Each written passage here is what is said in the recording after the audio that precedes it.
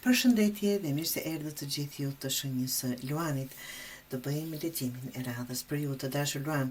Leximi apo kjo javë për ty Luan është një thirrje për guxim dhe ndershmëri të thellë me veten tënde. Nuk bëhet fjalë për të treguar forcën tënde jashtë, por për të pranuar të vërtetën e brendshme, dritën dhe hijen. Dhe fuqin, vetëm kështu energjia jote do çlirohet dhe do gjesh qetësi. Përqafo të dyjat, dhe të errëtën dhe të ndritshme. Balanca e vërtet nuk vjen duke qenë gjithmonë i fortë apo gjithmonë i gëzuar. Ajo vjen kur pranon edhe anën tënde të errët, dhimbjen, frikën, ashtu si dhe dritën dhe forcën. Të dyja janë pjesë e jona. Energjia jote është e bllokuar.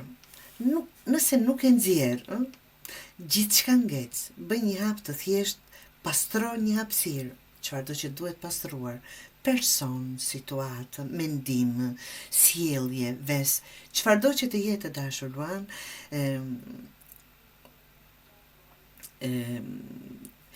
pra qaj nëse ka nevojë, shkruaj, fol, por lëvizja apo pastrimi, bërja e diçkaj do jetë ilaç, do jetë shërim.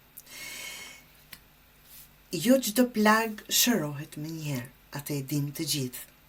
Ndonjëherë shërimi fillon kur thjesht ulesh me dhimbjen dhe e pranon, e përpunon.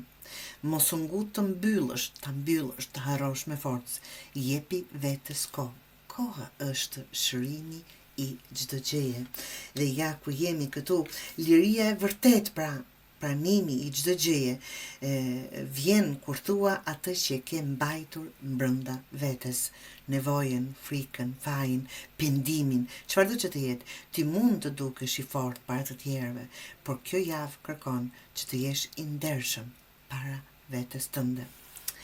Pra, të dashur Luan, kjo javë shërimi yt nuk vjen duke treguar forcë, por duke lejuar që plagët të flasin, ti pranosh ato, edhe errësirën brenda teje, dhe të thuash të vërtetën që ke mbajtur fshehur vetes tënde.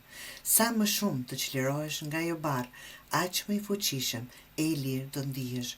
Kujto, drita jote shkëlqen më shumë kur nuk fsheh më hijet.